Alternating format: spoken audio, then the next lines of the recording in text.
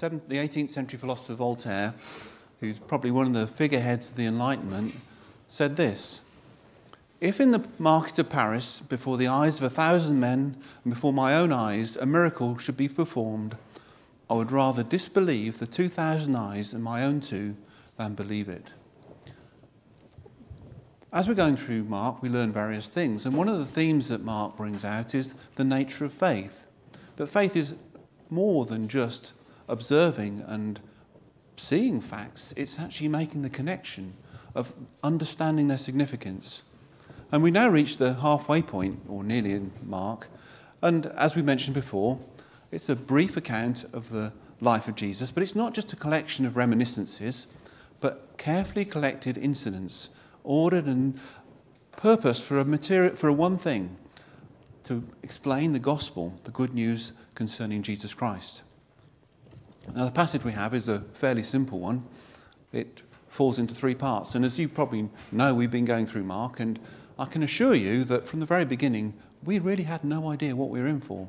We thought Mark was a fairly simple, straightforward gospel, and Mike divvied it up, so many people did so many verses, and we actually didn't realise what the content of these verses would be, because as soon as you start taking what seems a fairly bland and normal passage, which there's fairly nothing going on here, you suddenly explodes. There's just so much going on there and so many important lessons that seem to come out of it.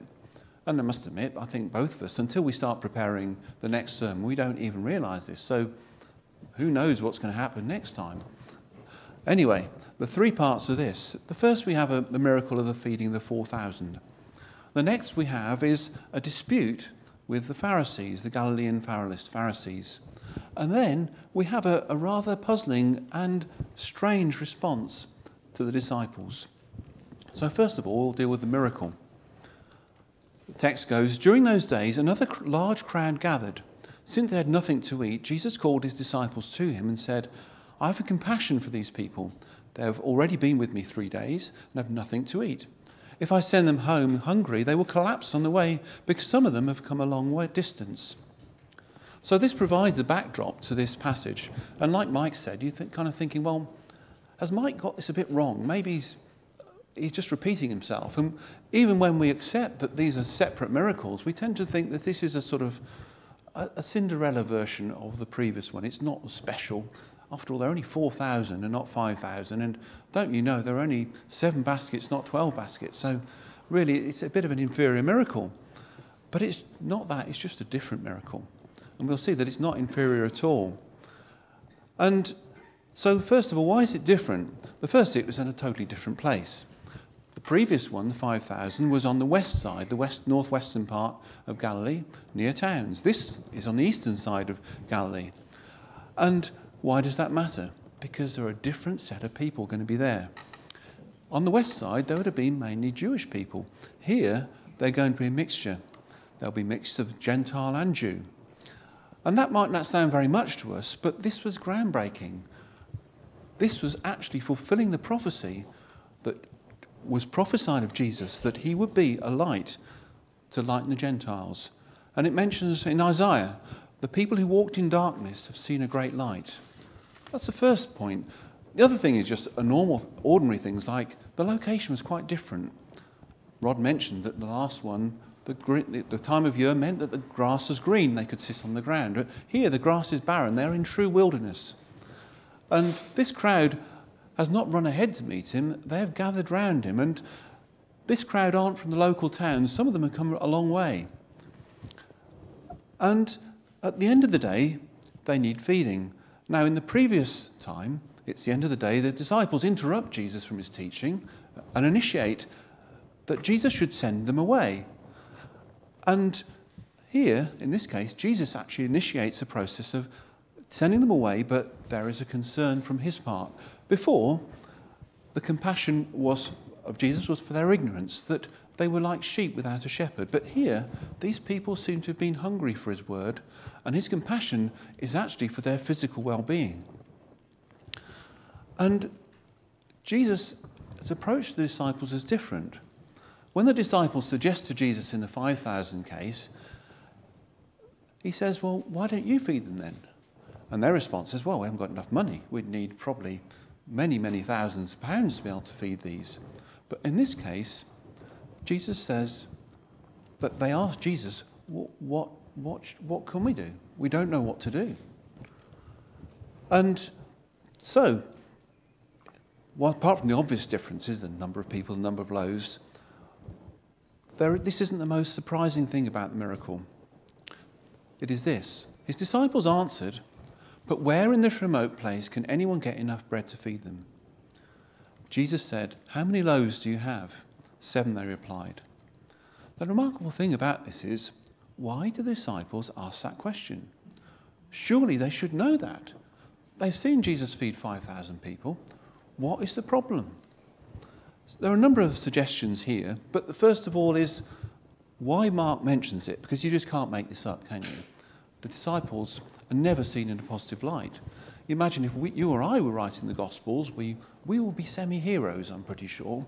We'd been helping Jesus, or if anything wrong, it would be always a good explanation of why we hadn't understood what he had to say. But in this case, Mark is painting the picture of the disciples of demonstrating the difference between the authority of Jesus and their spiritual dullness. He wanted them to understand this miracle so they could understand who he was. Now, Mark doesn't actually say that they've forgotten the miracle that happened before.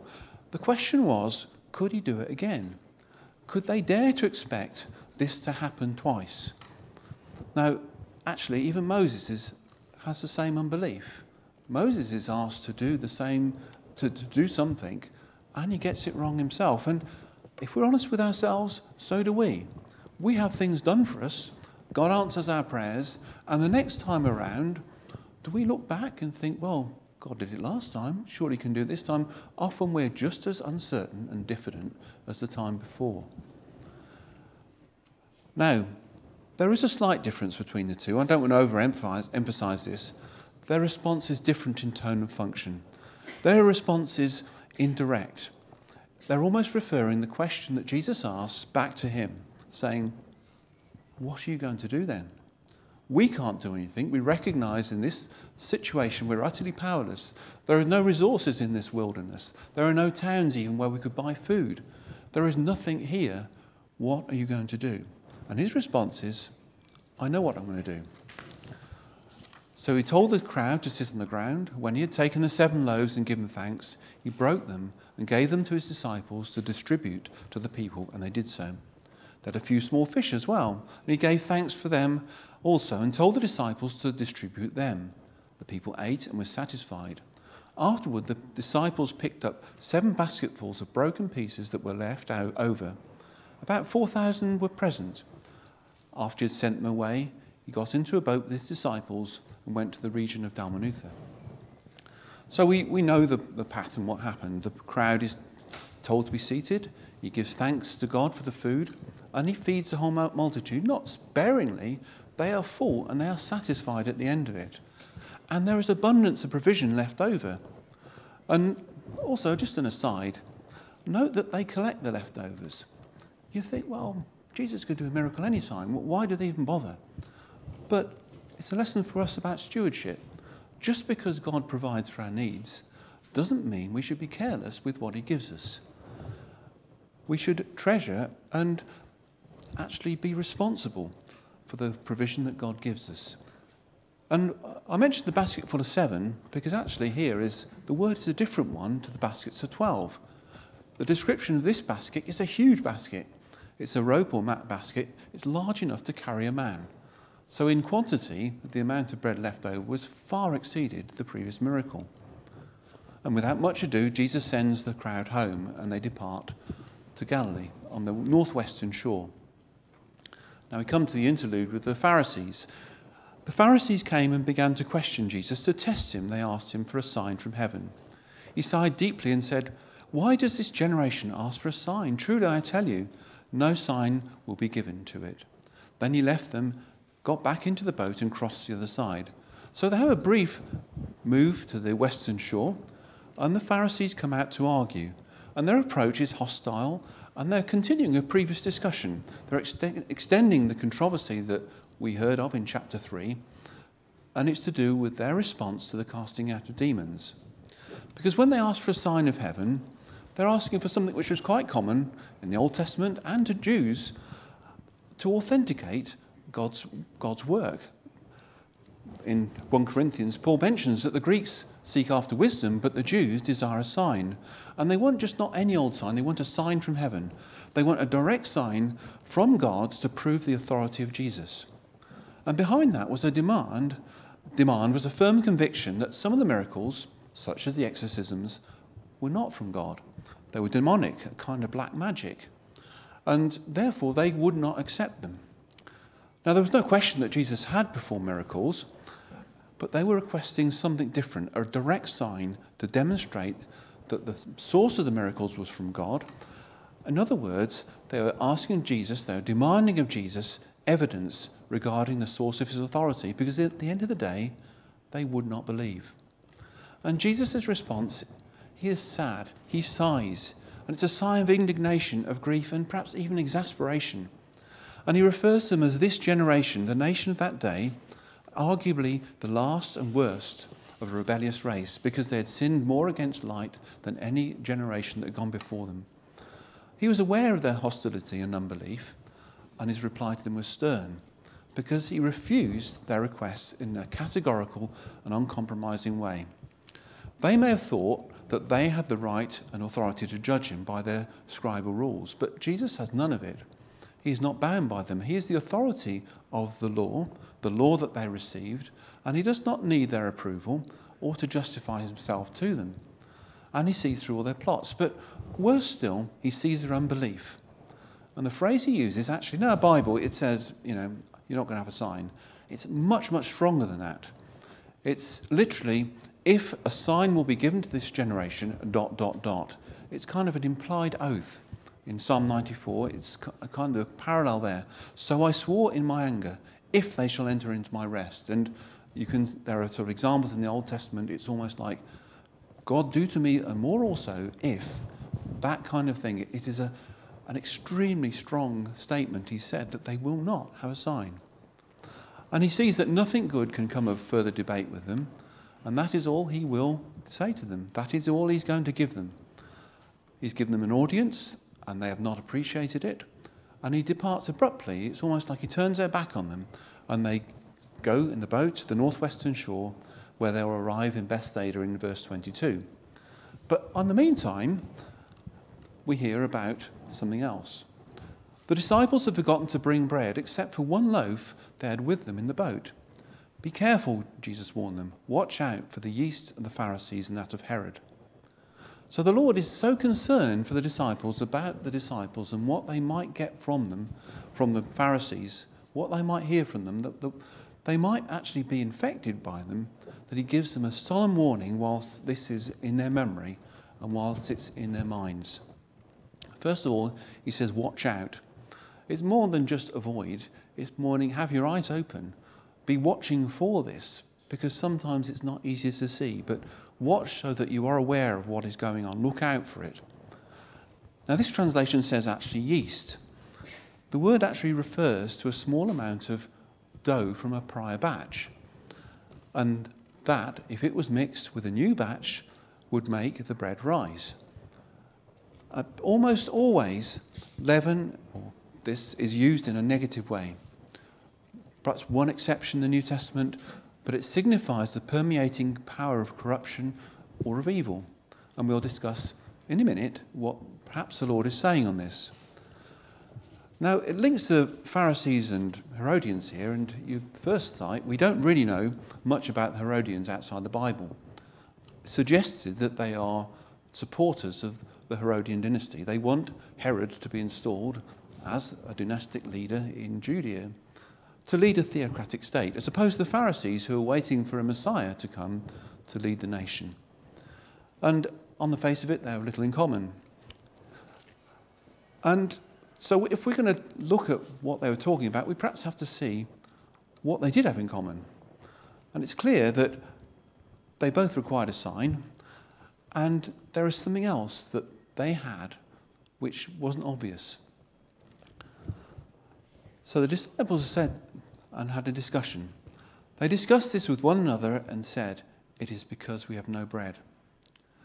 Now, it's clear from this that the disciples had forgotten to bring provisions. They had only one loaf left in the boat. And they hear what Jesus says, something about yeast and dough, and the only thing they hear is, "We've got no bread." They think it's an implied criticism of him because the metaphor has gone straight over their heads. They hear leaven, they think dough, bread. Oh, whose fault is that then? And they start arguing amongst themselves, thinking, well, whose fault is it? And aware of their discussion, Jesus asks them, "Why are you talking about having no bread? Do you not see or understand? Are your hearts hardened?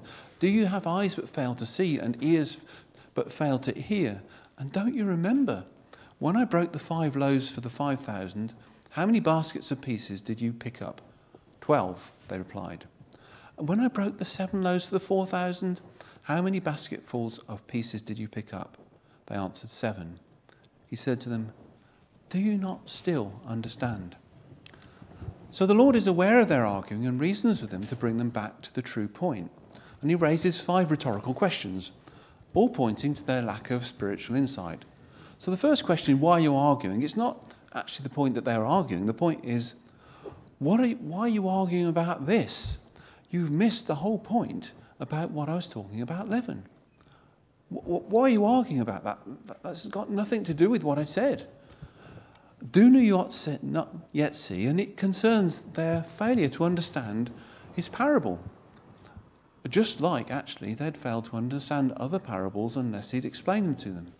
And he goes further. He says, "Are your hearts hardened?" Because it grieved him to see that they almost had the same unbelief as the Pharisees. It's almost, you as well. How can it be that you don't understand either? Do you have ears and eyes? And it recalls the rebukes he'd made to the unbelieving crowds in chapter 4, where he uses the kind of curse of Israel, that seeing they will see and hearing they will not understand. And then finally with this question, he points to 2 further questions. It's like a patient teacher trying to get someone who's a bit dense to understand something quite simple. Rather than just telling them the answer, he actually leads them with 2 questions. And it's quite clear that their memories are perfectly good. It's not that they were unaware of or had forgotten what had happened, because they knew the answers to these 2 questions. He asks them, how many people the first time? What was left over? They knew exactly the answer. The next time, what happened then? They knew exactly the answer.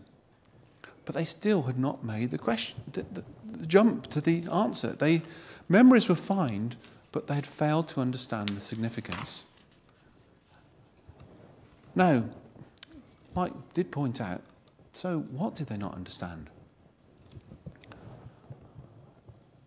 The Lord effectively was saying to them at the first level, the basic level, he's saying, look, I had 5 loaves and I fed 5,000 people.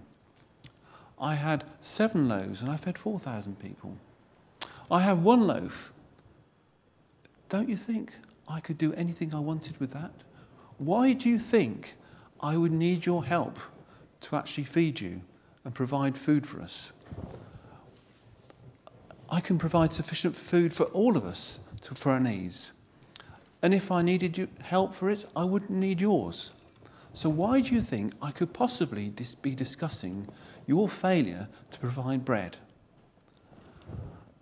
And it carries on. Don't you understand what I'm trying to tell you? After so long and having seen so much, do you not still know who I am? You've seen these miracles, but you've made no connection between what they mean and me. Don't they show you that I am the person who is promised? I am the Christ. Do you still not know who I am? And yet, however weak their faith was, they were not the Pharisees. They still believed, but they could not connect the facts, the incidents, with their understanding. Now, a further question which Mike didn't refer to is, so what was the leaven to beware about? Because the Lord actually doesn't say. Mark, in this passage, does not say what it is. In Luke, it describes it as hypocrisy. In Matthew, it's described as the doctrines. And Mark doesn't say, but we know that it's something common to the Pharisees and Herodians. But behind that, why would he use a metaphor at all? Or why didn't he just say it as it is? Because sometimes there are cases, and the Lord uses this often, where there are no list of things which you can give. A metaphor and an allegory is something which explains and brings to light things which are almost impossible to say. You can think of a lot of the allegories in literature. For instance, Animal Farm. You think, well, why does someone write a book about animals taking over a farm? You think, that doesn't make any sense. But Orwell says in a very pithy way, and explains things which would be very, very hard to explain the gravity of them if they were just given factually. You wouldn't really get the absurdity of what was going on. And so the Lord sometimes uses metaphors because they are the best way to describe things. So, leaven is dough from a previous batch, which is itself contaminated. It looks identical, perhaps even nicer than the batch it could be mixed with. And it's not only incurably contaminated, but it will completely contaminate any pure batch it's mixed with. And as we've said, this is how corruption works. It doesn't always look like corruption, but it will corrupt anything it mixes with. But if we look at the previous chapters to see what the nature of the doctrine, the teachings of the scribes and Pharisees, we see that it is the corruption of the worship of God and the teaching of the law and the teaching of God. That they had adulterated and nullified his commandments.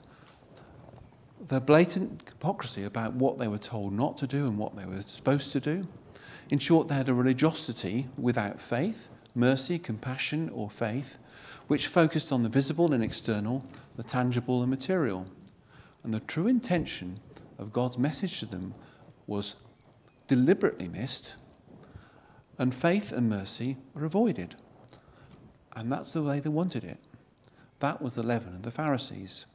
And whenever they were challenged by Jesus, their default position was to oppose him and to seek for any pretext to simply ignore and reject not only his teachings, but that Jesus was who he said he was, the true Messiah. And they became blind and deaf to the good news of the kingdom. So, in conclusion then, I'd just like to bring out 3 points. I think the first thing is we don't seek for signs, but we thank God for them.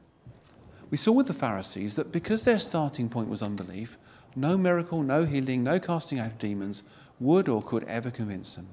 And it illustrates a more general principle. Signs do not convince those who won't believe, but confirm the faith of those who do. It's quite a non-intuitive thing. We tend to think that signs are for people who don't believe to help them believe, but it's actually the other way around. The signs are for us. The signs of the faithful. The signs are to confirm us and encourage us in our faith.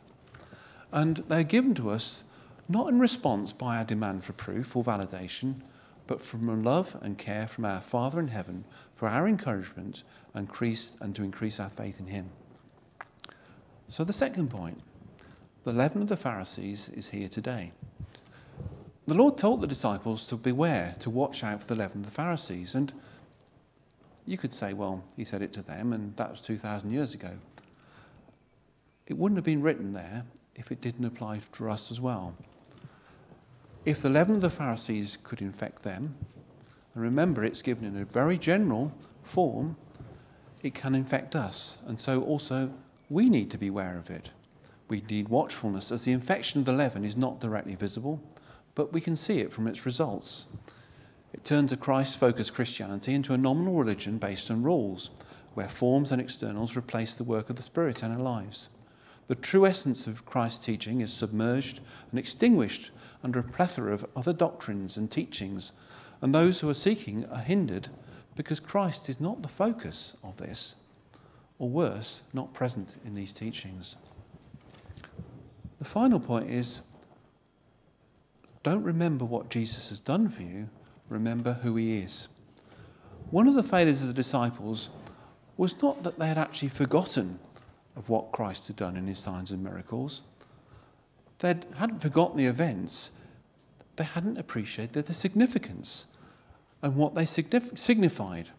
What they seemed to miss was that whilst they knew that Jesus had done remarkable things in the past, when it came to any new situation, the same Jesus was with them. The same Jesus could control the situation just as he had in the past. And I don't think in many ways we're much different from disciples in that respect.